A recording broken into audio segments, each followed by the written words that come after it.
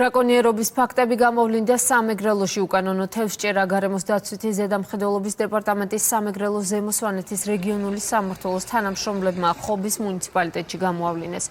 სოფელ ახალხიბულასა და საჯიჯაოში მოქალაქეები თევზჭერას ელექტროიარაღების გამოყენებით ცდილობდნენ. ორივე ფაქტი სისხლის სამართლის დანაშაულის ნიშნებს შეიცავს და მასალების შემდგომი რეაგირების მიზნით შესაბამის უწყებაში გადაიქცავნა.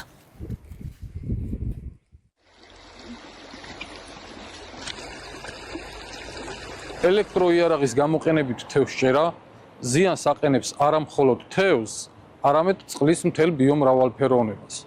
ამასთანავე ელექტროიარაღის გამოყენება საფრთხეს უქმნის ადამიანების ჯანმრთელობას. გარემოს დაცვითი ზედამხედველობის დეპარტამენტისათვის მნიშვნელოვანია როგორც სამართალდარღვევების გამოვლენა, ასევე პრევენცია.